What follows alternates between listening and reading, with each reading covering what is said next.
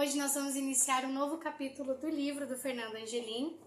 Nós vamos para a página de número 61.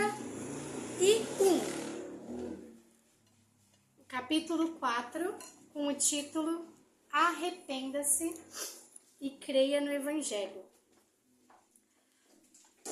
Antes da gente introduzir o capítulo, o objetivo da minha aula hoje é fazer essa introdução, relembrar tudo que nós já aprendemos até aqui do livro do Angelim. E hoje nós vamos falar sobre a malignidade do pecado, a necessidade do arrependimento e a necessidade da salvação. E por que esse assunto é tão importante? Se nós formos fazer um exercício de evangelismo aqui, sair todo mundo agora, ou pegar todas as igrejas de Pinhais e sair agora nas ruas para evangelizar, provavelmente nós vamos ter um problema muito grave, porque as pessoas não sabem comunicar o evangelho. E elas não sabem comunicar o evangelho porque, de fato, às vezes a gente não entende o plano da salvação. Então, o objetivo dos estudos que nós estamos fazendo na EBD é entender o plano de salvação e como que esse plano se manifesta na vida de cada pessoa, de cada cristão. Então, como professora, eu vou considerar um êxito se vocês saírem dessa aula sabendo explicar o que é o plano de salvação para uma pessoa que não conhece o Evangelho. Se vocês saírem daqui entendendo o que é o plano de salvação, ou pelo menos uma parte dele, a gente já vai estar feliz. Lembrando que no último capítulo, tanto eu como o Erasmo falamos sobre os 3 atos da história. Nós temos a criação de Deus, a queda do homem e a redenção. Em respeito a quem não conseguiu acompanhar todas as aulas, no livro todo nós vimos quem é Deus e como ele se revela. Nós vimos isso no capítulo 1 e capítulo 2. Nós também vimos quem nós somos no capítulo 3, quando nós falamos da criação. Nós somos feitos à imagem e semelhança de Deus. Deus fez isso diferente do resto da criação. E nós vimos também como que nós chegamos nesse estado de degradação. O ser humano e a sociedade está em colapso. Por que nós estamos como estamos? Por causa do efeito da queda. Mas graças a Deus que a história da humanidade não acaba na queda. Nós temos as boas novas da salvação, que foi aquilo que o Erasmo falou na aula passada, que nós vimos através da redenção. Só para recapitular. Na criação, Deus criou tudo de forma perfeita. Deus olha para cada coisa que ele cria e fala, isso é muito bom. Não é diferente com o ser humano, nós somos a obra-prima da criação, representantes de Deus aqui na Terra. E Deus, quando cria todas as coisas, ele tem autoridade suprema no universo. Todas as coisas existem por meio dele, então ele é a autoridade suprema. Deus, ele tem todo o direito de dizer aquilo que é certo e que é errado. Deus é o nosso padrão moral. E ele pode exigir de todas as suas criaturas obediência, sujeição e obediência aos seus mandamentos. Deus pode fazer isso porque ele é o Criador. E no Éden, Deus deu apenas uma única ordem para Adão. Qual que era a ordem? Pode responder, não é retórica. Alguém pode arriscar responder? Não cultive o conhecimento do bem. Perfeito. A única lei de proibição era não coma do fruto do conhecimento do bem e do mal. Era a única regra de proibição. E o que o homem fez? Conseguiu obedecer uma única regra? Não. O homem desobedece. E aí nós vamos para a parte da queda. Vamos lembrar, o nome do fruto é o fruto do conhecimento do bem e do mal. A serpente diz para Eva o quê? Que se ela comesse do fruto, ela seria o quê? Igual a Deus. Olha que engraçado. Quem que é o detentor da autoridade para dizer o que é bom e o que é mal? Deus. Mas Eva olha para o fruto e fala, gostei dessa ideia de ser igual a Deus. Acho que é interessante. Deus era quem determinava o que era certo e errado. Mas o homem quer isso? Quer se sujeitar à autoridade de Deus? Não. Quando ele come do fruto do conhecimento do bem e do mal, ele está dizendo o quê? Eu quero ser o meu próprio Deus. Eu quero determinar o padrão de certo e errado. A atitude do ser humano no Éden foi o quê? Deus essas suas regras não servem para mim, pode deixar que eu sou independente, eu me aguento. É mais ou menos isso que o homem e a mulher fizeram no Éden. Eles quiseram ser os protagonistas da sua própria história. Eles olharam para a autoridade de Deus e rejeitaram a Deus. E nós colhemos o fruto disso até hoje. Vocês já devem ter tido uma conversa de política, de entretenimento, de qualquer coisa. Tá sempre na boca das pessoas a frase, mas eu não acho que isso tá errado, não. Roubar uma caneta ali do escritório, eu não acho que isso é errado. Pegar aqui um pouquinho de dinheiro, não acho que é tão errado. As pessoas, elas acham que estão no direito de dizer aquilo que é certo e errado. Fruto do Éden. E olha como é engraçado. A nossa sociedade até hoje luta com a dificuldade de estabelecer um padrão moral. Hoje, graças a Deus, graças àquilo que nós temos na Bíblia, nós temos um padrão jurídico. Nós temos um sistema de leis. Mas ainda essas leis podem ser injustas. E o tempo todo a gente está reformando a lei. O tempo todo está alguém fazendo um emenda, um negocinho aqui para corrigir. A gente o tempo todo está como sociedade conflitando. Porque nós não temos um padrão absoluto de verdade reconhecido. Por quê? Porque a humanidade olhou para Deus e falou, Deus, você que é a verdade, nós não te queremos. Você é o padrão moral, mas nós não te queremos. É essa a consequência do pecado. E olha que engraçado que, além disso, além de nós sofrermos com leis que podem ser dúbias, serem flexíveis, nós temos ainda dificuldade para falar de assuntos sensíveis. Um exemplo claro, que está o tempo todo caindo na boca do povo, o aborto. É um tema extremamente sensível. Mas a nossa moralidade, ela é fluida. Ou seja, a gente molda ela da forma que a gente quer, né? Sem Deus. Então, as pessoas falam coisas do tipo, meu corpo, minhas regras. Olha como isso é parecido com o que aconteceu lá no Éden. Então, como nós negamos a única e verdadeira moral, que é Deus, nós sofremos com isso até hoje como sociedade. Além disso, além do efeito macro-social, cada indivíduo se torna escravo do pecado. A nossa vida é marcada constantemente pelo pecado, nós não conseguimos nos livrar dele. O pecado ele vai passando de geração em geração, de pai para filho e causa um colapso. O pecado ele é um agente de desordem. Deus criou tudo, ele pegou, não tinha nada no mundo. Era um completo vazio e Deus pôs ordem. Depois que o pecado entrou, o que aconteceu? Desordem. E a desordem, ela afeta tudo. Ela nos afeta primeiramente com Deus. Nós já não temos mais comunhão com Deus. A Bíblia fala que nós estamos afastados dele por causa do pecado. E como nós não temos comunhão com Deus, nós temos uma desordem interna. O ser humano vive em conflito, nós temos um vazio existencial. Por quê? Porque nós fomos feitos à imagem de Deus, criados com o objetivo de glorificar o nome dele. Nós somos criados para adorar a Deus, mas nós não fazemos isso. Então nós temos um vazio gigantesco, como diz o C.S. Lewis, num dos livros dele, que nós temos um vazio do tamanho de Deus, nada nos preenche, nós somos o tempo todo insatisfeitos. O homem é totalmente inquieto nos seus próprios desejos. E essa insatisfação faz com que a gente cultive cada vez mais o pecado na nossa vida. Além disso, não satisfeitos, né? O pecado não fica só na nossa própria ilha. O ser humano não é uma ilha, o pecado só me afeta. Não, o pecado afeta qualquer relação, porque nós somos feitos para se relacionar.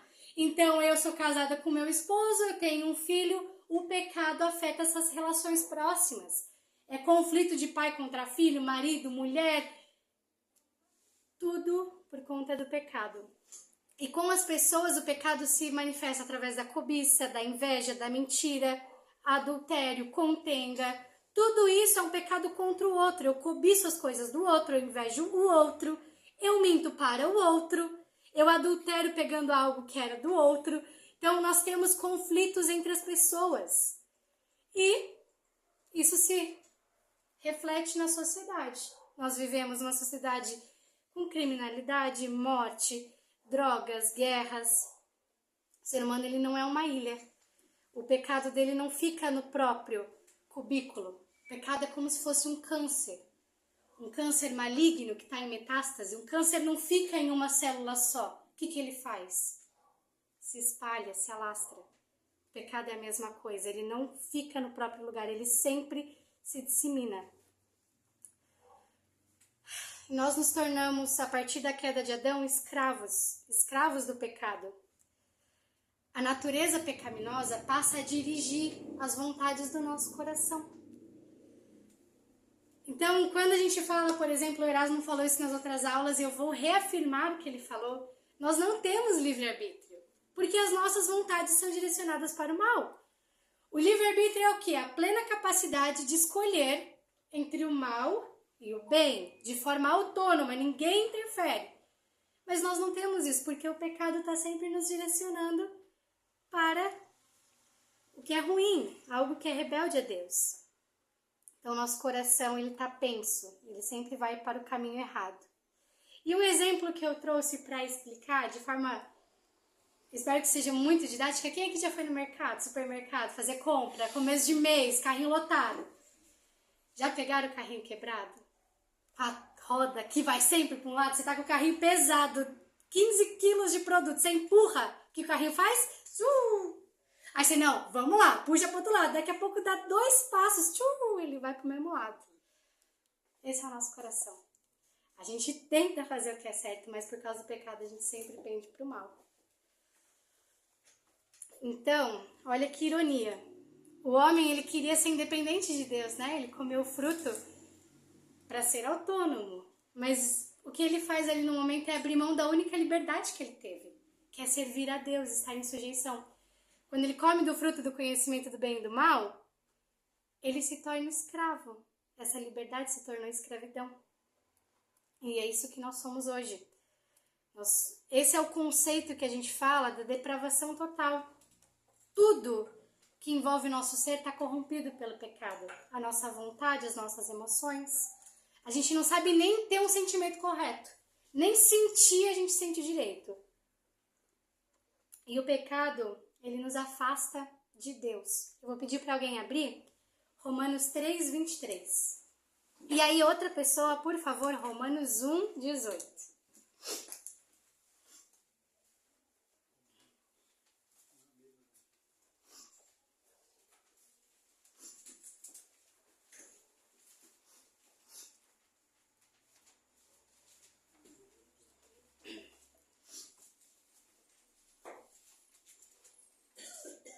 Quem puder para mim, quem puder ler, por gentileza, Romanos 3, 23. Eu leio. Porque todos pecaram e destituídos estão da glória de Deus. Agora, quem abrir em Romanos 1, verso 18. Por gentileza. Porque do céu se manifesta a ira de Deus sobre toda a impiedade e injustiça dos homens, que detêm a verdade em injustiça. Além de estarmos afastados de Deus, nós nos tornamos alvos da ira de Deus. Porque como o Erasmo explicou na aula de atributos, e a gente falou bastante, Deus é um Deus santo, é um Deus justo, e Ele precisa punir o pecado. Então, quando nós nos rebelamos em Adão, nós nos tornamos alvos da ira de Deus. E quer ver que engraçado? Mais uma coisa, antes da gente passar para o próximo capítulo. Nós somos muito bons em ver o pecado nos outros. Nós somos muito bons em olhar para a sociedade e ver que as coisas são ruins. Quer ver um exemplo? Quem assistiu a abertura das Olimpíadas? Eu vi alguns trechos. Oi, gente, ninguém assistiu as Olimpíadas, eu também não assisti. Vamos lá. As manifestações que nós temos LGBTQIA+, por exemplo, não deixam a gente indignado? Eu fico indignado. Eu sou mãe, eu olho para aquilo e falo, que absurdo. Você vê numa novela, um filme, uma cena de sexo, um adultério aqui, você fica indignado. Né? Nós somos bons em olhar para essas coisas e detectar o pecado. Mas nós dificilmente ficamos indignados com o nosso pecado. Se eu for agora pedir para quem é casado, citar um defeito do cônjuge, dá 5 segundos a gente já tem uma lista dos 3 tópicos pelo menos. Mas se a gente for pedir para listar os nossos próprios defeitos e os nossos pecados que agridem o outro, será que a gente vai ser tão rápido? Eu me orgulho da minha humildade. Exatamente. Nós somos muito rápidos em enxergar o pecado nos outros. Mas a gente tem que entender que o pecado é a maior tragédia para nós. Claro que o efeito do pecado está na sociedade, mas é a maior tragédia para nós, como indivíduos, é a maior tragédia para mim, Luísa. Nós precisamos sentir esse impacto do efeito do pecado. Quando é pecado do outro, a gente acha ruim, né? Quando alguém nos ofende, quando alguém fere nossa moralidade, nós ficamos muito chateados. Mas quando o pecado é nosso, nós sempre achamos uma justificativa. Então isso é pra gente refletir. Nós merecemos cada gota do cálice da ira de Deus que foi derramado em Jesus. Nós merecemos cada punição que foi derramada por Cristo, porque o nosso pecado ele é muito mau. E a igreja precisa enxergar isso. Nós, como indivíduos, precisamos olhar e falar: meu Deus, eu estou ofendendo a Deus com as minhas atitudes. Essa deveria ser a nossa reação, porque o pecado é terrível. Mas, como o Erasmo falou na aula passada, nós temos um grande mas, que é a redenção. Seria terrível se a história da humanidade acabasse na queda e nós estivéssemos mergulhados no pecado, mas não. Deus, ele provê um caminho de salvação. Vou pedir para alguém abrir em Romanos, capítulo 5, verso 8. E eu vou ler para vocês Efésios, para a gente otimizar o tempo. Eu vou começar lendo Efésios 2, verso 4 e verso 5. E aí eu vou pedir para outra pessoa ler Romanos. Mas Deus, que é riquíssimo em misericórdia, pelo seu muito amor com que nos amou, estando nós ainda mortos em nossas ofensas, nos vivificou juntamente com Cristo. Pela graça sois salvos. Agora eu vou pedir para alguém ler Romanos 5, verso 8, por favor. Mas Deus prova o seu amor para conosco, em que Cristo morreu por nós, sendo nós ainda pecadores. Amém. Esse é o grande mas que nos traz esperança. O Evangelho se resume nisso, que Cristo veio para a Terra como um substituto, como alguém que foi sacrificado no nosso lugar para pagar os nossos pecados. Essa é a mensagem do Evangelho. A mensagem do Evangelho é que Deus provê salvação. Deus quer livrar os pecadores do juízo. Você vê como que é uma coisa poderosa isso, né? Deus irado com o ser humano ainda mandou o Filho dele para ser sacrificado pelo nosso pecado. É uma coisa grande demais, até para compreensão. Eu não faria isso por você. Eu não faria isso pelo mundo, não. Não. Imagina, é uma coisa grande demais. Tipo, eu tô, vamos supor, irado com alguém. Aí, sacrifício do meu filho pelo pecado daquela pessoa. Gente, é algo inconcebível na nossa mente. É inconcebível. É por isso que quando nós falamos dos atributos de Deus, a gente sempre tem toda essa questão da humildade. A gente não consegue compreender a grandeza de Deus, a complexidade dessa misericórdia. Como? A gente não sabe fazer isso. Mas é de constranger. É de constranger. A gente estava falando agora, né, sobre a questão de Deus resgatar, de Deus mandar um Salvador. Deus, ele envia. Deus, ele cumpre o plano de salvação na redenção. Mas para que a gente participe desse plano, a gente não pode ficar inerte. Para que a gente faça parte do plano e que esse plano seja eficaz nas nossas vidas, a primeira coisa que a gente tem que fazer, antes de mais nada, é se enxergar pecador. O Erasmo compartilhou conosco nas últimas aulas a experiência do evangelismo nas ruas. A gente vai falar com as pessoas e pergunta: você acha que se fosse encontrar com Deus agora, você morresse e se encontrasse com Deus, você seria salvo? Tinha gente que falava: sim, porque eu faço boas coisas, eu pratico boas obras. As pessoas muitas vezes se acham boas. E a primeira coisa que a gente tem que fazer quando está evangelizando é mostrar a malignidade do pecado. O pecado é terrível. E é isso que a gente está tentando falar aqui. Nós precisamos ser os primeiros a se identificar como pecadores. E vamos abrir todos juntos em Lucas, capítulo 5, verso 31 e 32.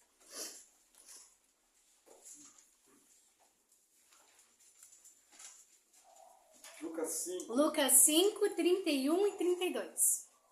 Alguém que já tiver aberto pode ler, por gentileza? Lucas 31. E Jesus, respondendo, disse-lhes: Não necessitam de médico os que estão sãos, mas sim os que estão enfermos. Eu não vim chamar os justos, mas sim os pecadores ao arrependimento. Amém. Eu falei, né, tanto eu como o Erasmo falamos nas últimas aulas, do passo a passo do plano como um todo, né? Criação, queda, redenção. Agora nós estamos tentando entender como que a redenção acontece individualmente. Como que nós somos salvos individualmente por esse plano. Então a primeira coisa, a gente tem que olhar e reconhecer que nós somos pecadores, desesperados pela graça de Deus, miseráveis, que não conseguem escolher uma coisa certa. A gente não consegue parar de pecar. Essa é a nossa natureza. Então nós precisamos olhar para nós, enxergar a malignidade dos nossos pecados e entender que nós precisamos de salvação. Além disso, nós precisamos nos arrepender e crer em Jesus. Então nós vamos procurar agora entender o que é o arrependimento, porque nós como sociedade temos uma visão errada do que é o arrependimento. Tem uma gíria, né, que se arrependimento matasse eu tava morto. Gente, mentira, porque a gente não sabe nem se arrepender direito. A gente é tão bicho ruim que se não fosse o Espírito Santo nas nossas vidas, a gente não ia ter nem noção do pecado. Então nós precisamos entender agora o que é esse arrependimento. Porque muitas vezes nas nossas vidas a gente fala com a boca que se arrepende. A gente olha para o pecado e fala, ai, puxa, mancada, né? E continua como se nada tivesse acontecido. Mas o pecado fere a Deus, ele ofende a natureza de Deus. Então nós temos que olhar para o pecado como ele é, grave como ele é, e ter uma postura de arrependimento bíblica. Não uma postura de arrependimento da boca para fora, como a gente costuma fazer. Como eu e vocês costumamos fazer. Todos nós estamos nesse balaio de um arrependimento fajuto. Então vamos lá, começar entendendo o que é o arrependimento de acordo com aquilo que a palavra diz. Na Bíblia, nós aprendemos em bibliologia, lá no primeiro capítulo, que a Bíblia foi escrita em hebraico, aramaico e grego. O termo arrependimento, como nós conhecemos hoje, na verdade está na Bíblia como várias palavras. Então, a primeira palavra que nós vemos que representa o arrependimento é uma palavra lá no Antigo Testamento, uma palavra em hebraico, que é nakham. Essa palavra significa lamentar, se entristecer, mas não só isso. Se humilhar, sentir vergonha. Essa é a palavra usada para o arrependimento. Então vamos abrir juntos em Jó, capítulo 42, verso 6.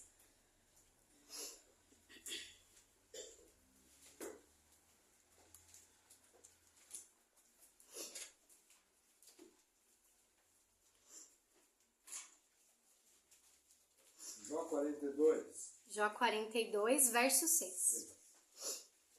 Por isso me abomino e me arrependo no pó e na cinza. Esse termo me arrependo é essa palavra em hebraico, nakham. Significa se humilhar, se entristecer. Então, o primeiro passo do arrependimento é a tristeza. Nós precisamos olhar para a nossa realidade como miseráveis pecadores e sentir tristeza. Sentir tristeza por estar o tempo todo desobedecendo a Deus com as nossas atitudes. Nós estamos fazendo a mesma coisa que Adão e Eva fizeram quando a gente desobedece a lei de Deus. Eles olharam para a autoridade de Deus e falaram, Deus, não quero o seu padrão moral. Quando a gente fere o mandamento de Deus e não se arrepende, a gente está falando a mesma coisa. Deus, o Senhor falou para eu fazer isso, mas quer saber? Não é uma boa ideia, deixa comigo que eu decido. Exatamente a mesma coisa. E quando nós fazemos isso, a postura é de se entristecer. Senhor, estou agindo errado. Se humilhar diante de Deus, se envergonhar por aquela atitude errada. Mas não basta apenas se reconhecer pecador e sentir vergonha ou se entristecer.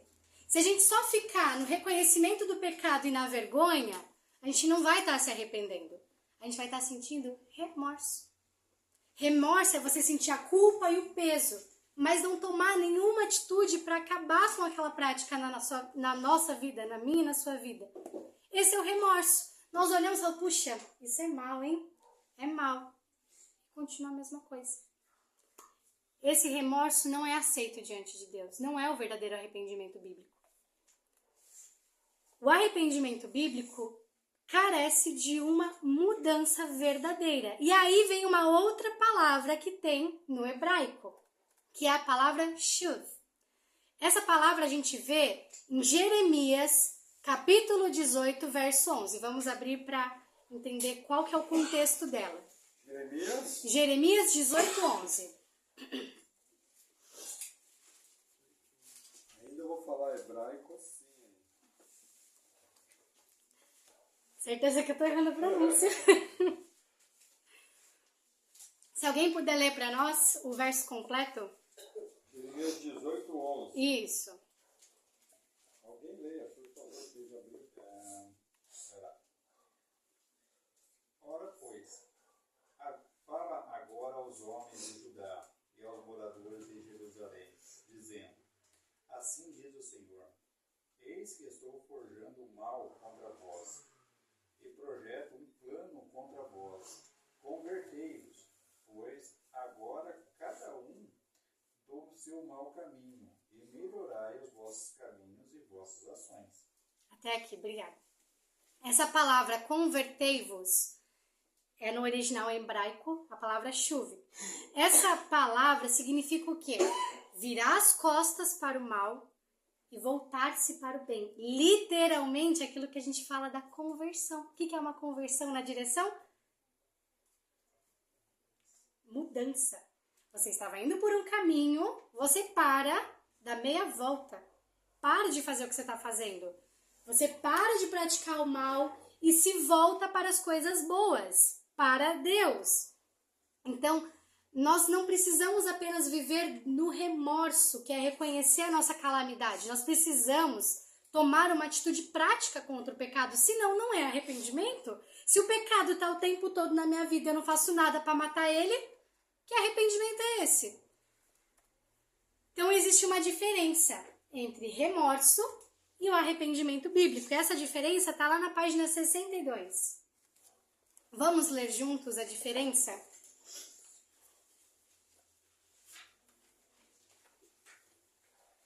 Página 62 do livro. O remorso, ele reconhece que errou. Aconteceu recentemente, vocês também já devem ter tido experiências assim. A pessoa faz alguma coisa, fala, ai, desculpa qualquer coisa. Desculpa qualquer coisa. Ai, desculpa se eu errei com você. Gente, que tipo de perdão é esse? Arrependimento é chegar e falar, ó, eu pequei, eu errei, me perdoa. É assim que é a atitude de alguém que se arrepende do seu pecado. Reconhece, dá nome para o pecado. Olha, eu pequei com você, eu me irei. Essa é a postura de alguém arrependido. O arrependimento reconhece que pecou e que esse pecado é grave.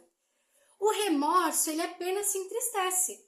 Já o arrependimento, nós sentimos o peso do pecado, entristecemos com isso, mas nós confessamos e abandonamos o pecado. No remorso, nós não vemos saída. A gente fica naquele desespero, naquela culpa do pecado e aquele peso. Só que isso, com o tempo, vira mente cauterizada. Já viu aquela pessoa que fica remoendo, sabe que fez algo errado, mas aí começa a dar aquelas coisas, não, mas todo mundo é pecador, todo mundo erra. Isso é uma postura de alguém que não entendeu a gravidade do pecado. Quem se arrepende, se entristece, confessa e encontra perdão em Cristo. Além disso, de encontrar perdão na cruz de Cristo, nós tomamos atitudes contra o pecado. Se o pecado está na minha vida, o que eu posso fazer para resolver? Busca ajuda, um aconselhamento, luta contra o pecado. Essa é a atitude de alguém arrependido. Além disso, gente, ali na página 63 vai estar falando sobre isso. O arrependimento, quem se arrepende, procura reparar os erros, reparar os danos que cometeu. Porque o pecado não fica no nosso núcleo. Lembra que eu falei, nós não somos uma ilha. O nosso pecado afeta os outros. Então, se eu peco contra outra pessoa, eu procuro reparar o que eu fiz. Lá em Lucas 19, eu não vou pedir para vocês abrirem, nós temos o episódio de Zaqueu, que era um publicano, era alguém que pegava, coletava impostos. E ele roubava desses impostos. E ele conheceu a Cristo. E qual que foi a postura quando ele conheceu a Cristo? Olha o que vai acontecer, eu vou ler para vocês. Zaqueu, por sua vez, se levantou e disse ao Senhor, Senhor, eu vou dar metade dos meus bens aos pobres, e se eu roubei alguma coisa, eu vou restituir 4 vezes mais. Olha o que o Senhor Jesus responde. Então disse Jesus, hoje houve salvação nessa casa, pois também este é filho de Abraão. Ou seja, ele entendeu quem Cristo era, entendeu aquilo que Cristo veio fazer, se arrependeu e procurou fazer uma atitude prática. Quando nós pecamos contra os outros e nós podemos fazer algo para reparar, essa tem que ser a nossa atitude. Se eu roubei, eu vou restituir. Se eu menti, eu vou confessar a minha mentira e falar a verdade, porque essa é a atitude do arrependimento. E a consequência do arrependimento é a fé. Não existe arrependimento sem fé. Porque o arrependimento só é arrependimento verdadeiro quando ele cessa o mal, se converte dos maus caminhos e se volta para Cristo, crendo que só Cristo pode nos salvar. Essa é a fé. Eu olhar para o sacrifício de Jesus e entender que ele foi sacrificado no meu lugar e que eu posso confiar nesse sacrifício. Amém. O arrependimento, ele caminha lado a lado com a confiança de que Cristo já pagou os nossos pecados. E esse arrependimento vai gerar uma fé no meu coração.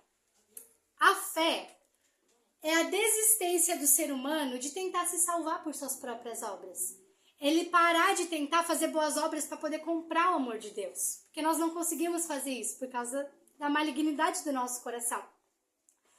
Então, a gente precisa entender, para concluir essa aula, Cristo, ele nos substituiu lá na cruz. O Erasmo falou desse conceito na semana passada. Os meus pecados foram transferidos de mim para Cristo, e Cristo foi moído no meu lugar. Ele morreu para apaziguar a ira de Deus que estava vindo contra mim e contra vocês. Cristo, ele morre como um substituto legal. E agora nós vamos entender um pouco da dimensão desse sacrifício. Todo mundo, por gentileza, abra em Isaías 53. Eu vou ler essa passagem agora para a gente concluir a aula. Deixa eu voltar o livro. Em Jeremias, volta em Isaías. O livro.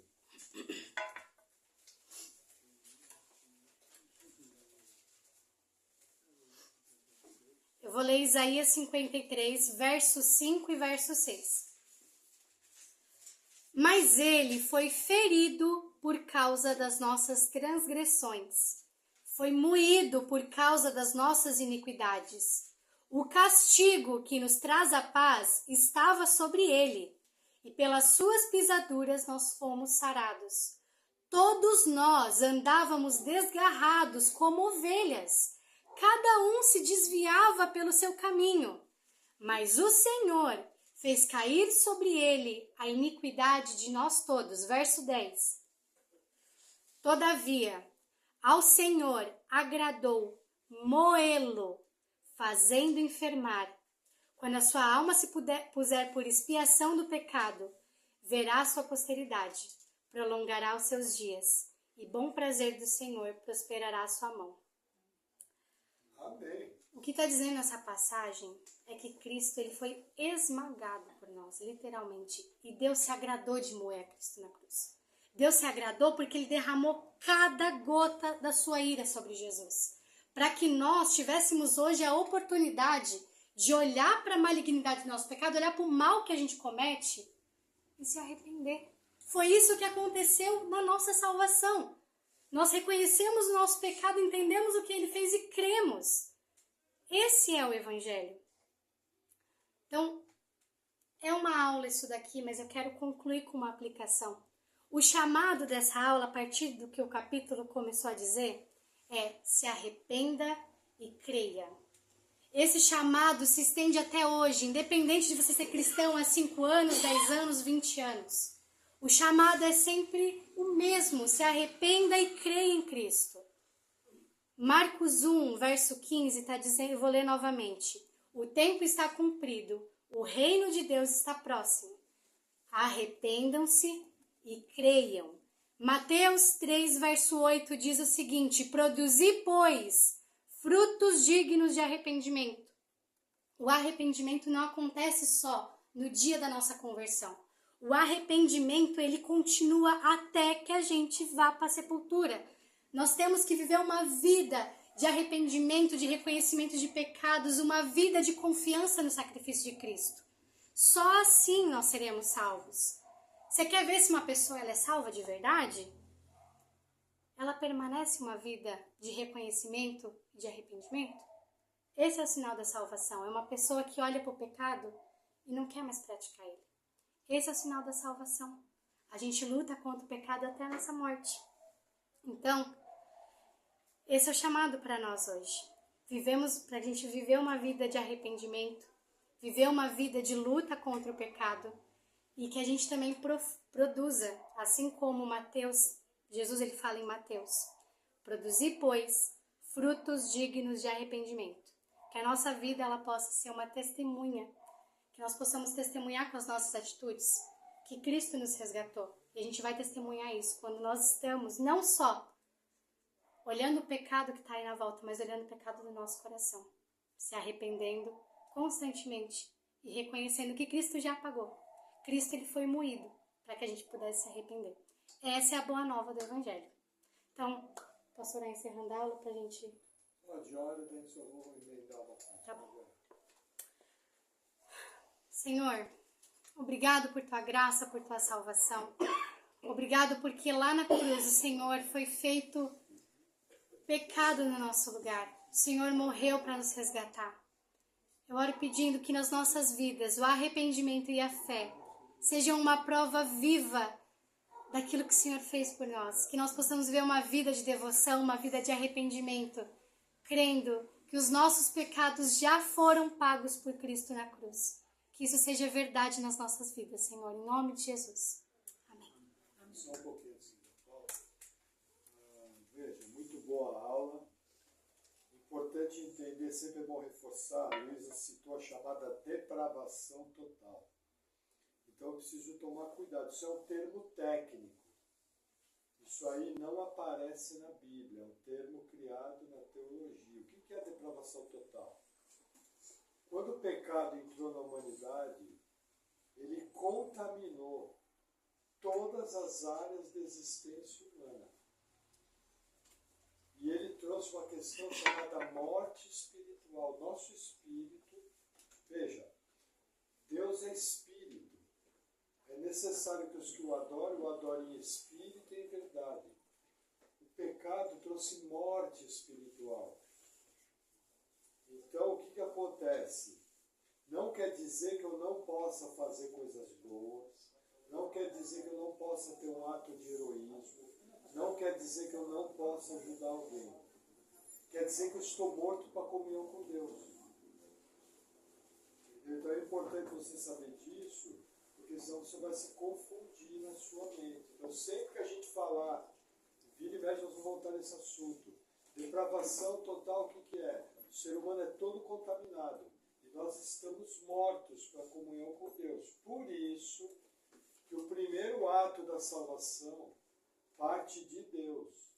Deus vem, através do poder do Espírito Santo, ele retira o nosso coração de pedra e coloca um coração de carne. A gente chama isso de novo nascimento.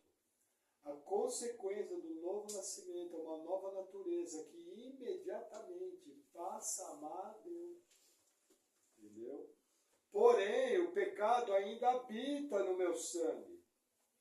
Esse corpo é o corpo do pecado. Por isso que ele vai para a sepultura. O homem invisível, que é formado pelo meu espírito e pela minha alma, não vai para a sepultura. Assim que o corpo morre, o homem invisível vai para Deus. Entendeu? Só que o que acontece? O pecado está militando nos meus membros. Aí o que Deus teve que fazer? Juntamente com o novo nascimento, o Espírito Santo passou a ser um só com o seu Espírito. Então existe uma luta dentro de nós, entre a nossa natureza pecaminosa e o penhor do Espírito Santo, que é o poder de Deus atuando em nós. E aí surgem as dificuldades, os nossos apetites da carne, a nossa preguiça, a nossa má vontade, o nosso individualismo, o nosso egoísmo, as mais variadas formas. Em algum grau, presta atenção, eu viro e mexe assim, eu chego lá, nossa, estou fazendo certo, mas estou fazendo certo, mas tem uma pintinha de pecado ali. Ou tem uma vaidade, ou tem um orgulho, ou você está achando que você é bom demais. Entendeu? Então, assim, é assim que funciona. O dia que nós estivermos em estado perfeito diante de Deus, no corpo glorificado, já não vai mais acontecer isso. E aí nós vamos estar plenamente em perfeição com o Senhor pela eternidade. Cabe a nós, pelo poder do Espírito Santo, fazer escolhas corretas. Fazer escolhas que agradam a Deus de acordo com a sua palavra. Amém? Amém. Pode encerrar.